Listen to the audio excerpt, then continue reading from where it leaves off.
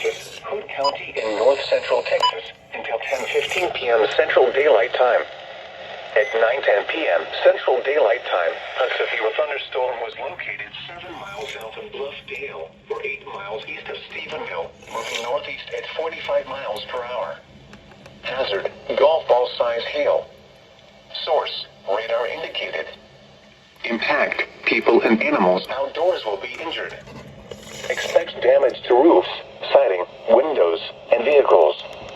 Locations impacted include Stephenville, Granbury, Pecan Plantation, Glen Rose, Dinosaur Valley State Park, Bluffdale, Squaw Creek Reservoir, Oak Trail Shores, Morgan Mill, Ticonderoga, Crescent, Tolar, Stockton Bend, Waples, Mambrino, Biloxi, Duval, Acton, Lake Granbury, and Rainbow.